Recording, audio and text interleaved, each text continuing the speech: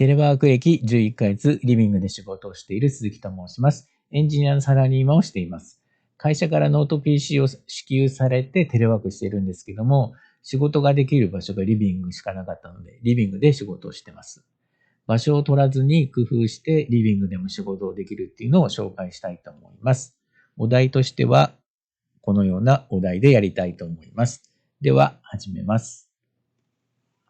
参考までに撮影機材を載せておきます。この動画ではブリューでカットのみを行い、編集しないで作ってます。撮影の時も場所を取らないような工夫をしてます。その工夫している動画は前に上げているので、よかったら見てください。最初に言いたいのは、まずモニターも買った方がいいっていうことです。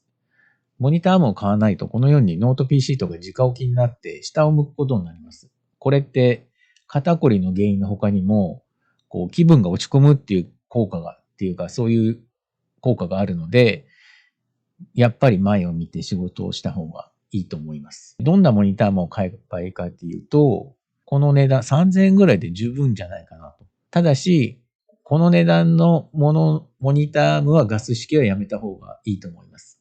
その動画も前に説明しているので、よかったら見てください。この値段でデュアルディスプレイ。モニターは一つしかつけないんですけども、後で役に立つかなと思って、デュアルディスプレイのものを買いました。つけてるモニターなんですけども、私は24インチのこの WQHD っていうのをつけてます。256×1440、このサイズですね。フル HD はやっぱり画面小さくて、情報量もそこまで増えないので、最低でもこの WQHD のを買うのはいいのかなと思いました。で、4K にしなかったのは、なぜかというと、4K ですと、今の状態ですけど、リビングに 4K って32インチぐらいないと、なんて言うんでしょう、見づらいんですね。フォントとか。大きくしてもいいんですけども、結局情報量も減ってしまうので、4K をちゃんと使うんだったら32インチは必要かなと思ってて、そうするとリビングにはとても置けないので、24インチのモニターにしてます。あと、ここにリモコンありとリモコンなしっていうのを載せてるんですけど、私はリモコンありのものにしてます。なぜかというと、これ仕事用のパソコンなんですけども、で、今はこれ自分のパソコン、ディスクトップの画面を表示してまして、このリモコンで切り替えできるんですね。今黒くなって、はい。これが仕事用の時の画面です。で、自分のデスクトップの PC の画面を表示したいときはリモコンで、このように気軽に切り替えできるので、私の場合はリモコンがあった方が便利でした。ちょっと値段も高くなるんですけど、リモコンありの方がいいかなと思います。で、モニターアームの効果としては、モニタースタンドだとこのようにデッドスペースが生まれてくるんですけども、モニターアームだとモニターの下も有効活用できます。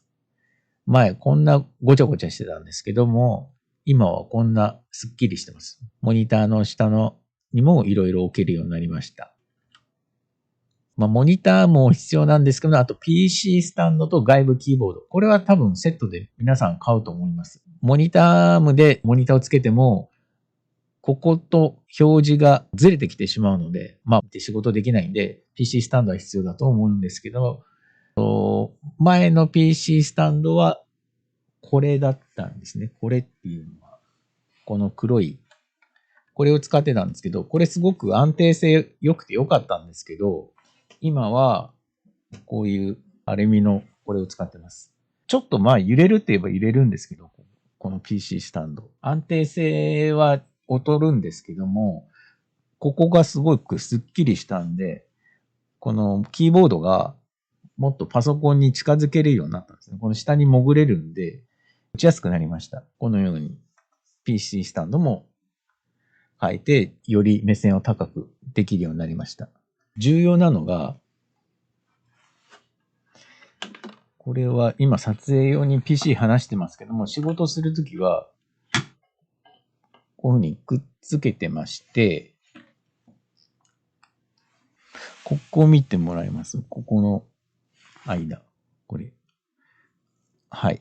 わかるでしょうか。モニター、ウィンドウの表示も滑らかにいくように高さを合わせてます。こうガタガタしちゃうとストレスになるので、ちゃんとここを合わせてます。拡張モニターとして使うときは高さを合わせるようにした方がいいと思います。で、先ほど買った PC スタンドですね。この入れてほしいソフトが一つありまして、このキーパーっていうソフトを入れてください。Amazon で買うときは必ずキーパーっていうのを入れてください。そうすると、この過去の価格がわかるんですね。例えば、先ほどモニタースタンドこれに去年の8月8日に買ったんですけども、その時の値段がわかります。過去の8月8日、多分この辺、こっちか。はい。値段的にはこう2600円で買ってるんですね。で、今の値段はいくらかっていうと、4080円。値段高くなってます。なので、今は買わない方がいいっていうことが判断できます。多分、またタイムセールあるんで、その時に買おうっていうのがわかると思うんで。マイクも買ってほしくて、これを買えばいいと思います。もう決め打ちでこれをお買い得だと思うんで、これとマイクスタンドをセットで買うといいと思います。なぜかというと、IT 系の、副業なりフリーランスなりやってるんでしたら、音質にもちょっとはこだわってほしくて、もしノイズとかそういうの乗ってたら説得力に欠けると思うんですよね。そういうとこにも気を使えないのかっていう話にもなってしまうので、この値段、このマイクなら全然安心だと思うので、実際このマイクで今 YouTube の音声も撮ってるんで、非常に音質はいいので、こういうマイクは使った方がいいと思います。あと、マイクと一緒に、このヘッドホン、これですね。前紹介した。ヘッドホンはこれですね。カオトロニクスのヘッドホン。この片耳ずつ使える。私の場合は片耳しか入れてないんですけど、こういうヘッドホンを使ってます。私の座ってる周りの紹介もしたいので、ちょっとこっちを見てください。普段仕事で座ってる場所も紹介したいと思います。このリビングテーブルで仕事をしてるんですけども、座ってるのはここです。長椅子の上に座ってます。食卓の長椅子です。幅が、ここは40センチぐらいですかね。その狭いスペースです。長椅子の上にこのクッション、卵が割れないクッションを引いて座ってます。これで別に特に腰は痛くならないです。で、肘掛けもありまして、これは DIY で取り外し可能になってます。で、後ろは机をちょっと増設して、その上にカメラですとか、普段使わないけど、頻度があるものを置いてます。三脚とか。ここにマイクアームに、こっちが YouTube 撮る用のマイク。あっちがテレワーク用のマイクとして使ってます。あと周りに小物が置けるように100円ショップでこう棚を作ってます。これは、二酸化炭素モニターとか置いてます。今847で大丈夫ですね。使う頻度の高そうなこのロジアナとか、あとはこれは文房具類ですね。これ IKEA で買った細かく小分けされてるケースです。USB キャプチャーとかこういう細かい部品というか電気製品はここに置いてます。ちょっとした照明とか。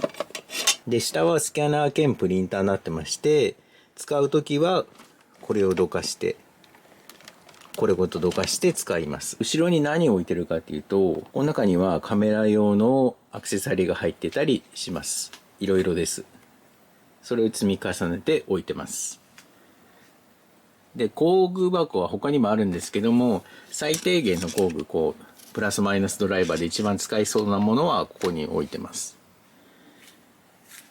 あと、後ろ側で、ここで充電台とかいろいろ置いてます。スマホとかいろいろ充電。